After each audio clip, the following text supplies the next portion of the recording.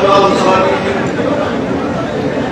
إمام المرسلين رسول رب العالمين بشيرا ونذيرا داعيا إلى الله رحمة للعالمين شفيع المذنبين حريص بالمؤمنين رؤوف رحيم صلى الله عليه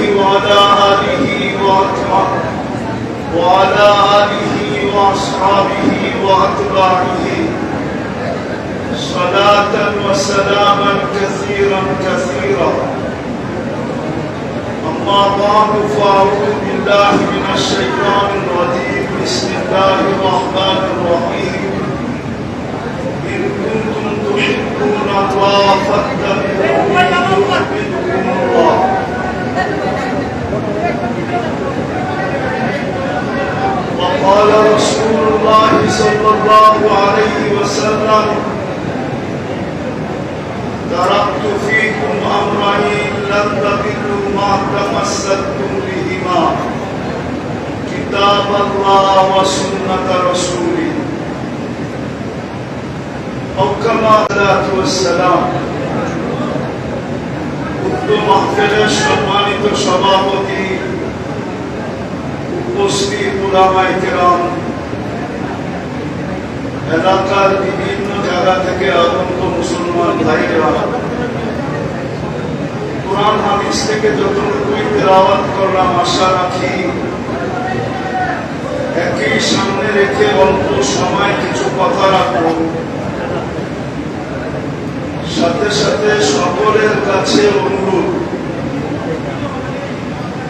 যতটুকু শুনবো যতক্ষণ শুনবো পরিপূর্ণ মনোযোগ দিয়ে শুনবো ইনশাআল্লাহ কেননা এটা আল্লাহর ঘর আর আল্লাহর আদেশ এক জায়গায় আল্লাহর আদেশ হলো ফাস্তামিনু দ্বীনি কথা যখন শুনো কোরআনী কথা বা কোরআন যখন শুনো 100% মনোযোগ দিয়ে শুনো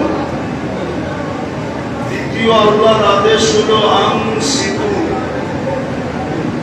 বিলকুল নিঝুম ভাবে শুনো নিঝুম বোঝেন বিলকুল নীরব ভাবে শুনো কোনো আওয়াজ যেন না হয়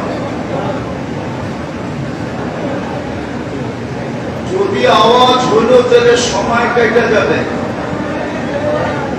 আল্লাহর ঘরে বৈশাও যা পাওয়ার কথা ছিল তার পাওয়া ছাড়া এখান থেকে চলে যাবে আল্লাহর ঘরে বসে থাকলে এমনি দুটা জিনিস পাওয়া যায় চাওয়া ছাড়া দুটা জিনিস পাওয়া যায় আল্লাহর ঘরে যতক্ষণ পর্যন্ত নিঝুম বসে থাকবে সে দুটা জিনিস পাইতে থাকবে সহিহ হাদিসের রেফারেন্স বুখারী শরীফের রেফারেন্স একজন ফেরেশতা বলতে থাকবে আল্লাহুম্মা আরহাম আলাইহি আল্লাহ একে দয়ার বৃষ্টি দিয়ে গোসল করায় দেয় সুবহানাল্লাহ আর দ্বিতীয় ফেরেশতা বলতে থাকবে আল্লাহুম্মা গফিরলাহ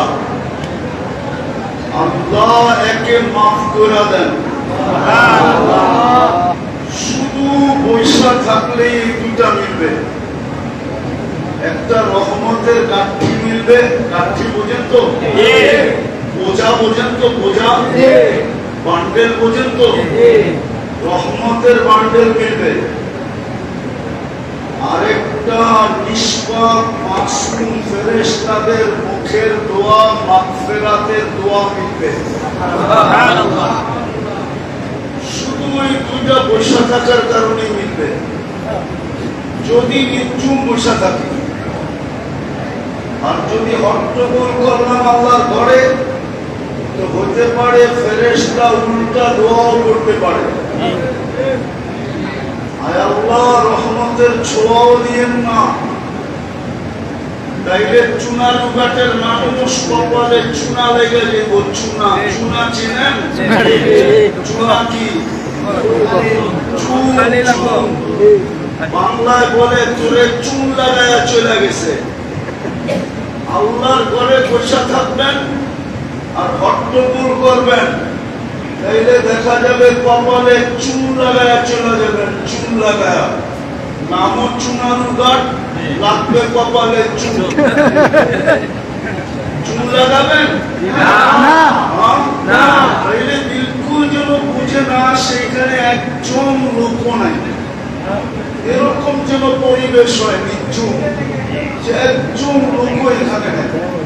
আর আমি প্রথম আসলাম, হট্টগোল করলে কিন্তু আমার মন ভেঙে যাবে। এমনি ফার্স্ট টাইম আমি 2 বার আসার কথা বলেও চুনারি কাটে আসি নাই। ওই লোক এখানে হবে, আমি আসি নাই।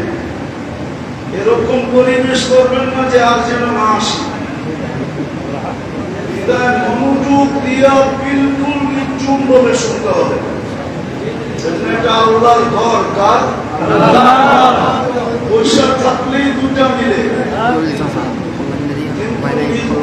মাধবের সাথে। আর যদি উল্টা হয় তাহলে কিন্তু কপালে ফেরেশতা চুন মাইরা দিবে, চুন। আর এই চুন দুনিয়া কোনো পানি দিয়ে উঠবে না, কোনো মেডিসিন দিয়ে উঠাইতে পারবেন না, কেননা চুন মাইরা দিবে ফেরেশতা। আল্লাহর হুকুম হবে লাগা ওদের কপালে চুন। এখন চুন লাগাইতে চান না রহমতের চাদর নিয়ে উঠতে চান? গরম আপনাদেরও লাগতেছে, আমারও লাগতেছে, আর লাগবেই। এতগুলা মানুষ যে পরিবেশে বসে থাকে গরমের দিন, লাগবেই। কিন্তু যদি সহ্য ধৈর্যের সাথে বসতে পারে তাহলে এই ঘাম ইনশাআল্লাহ কিয়ামতের দিন মিজানের পাল্লায় উঠবে।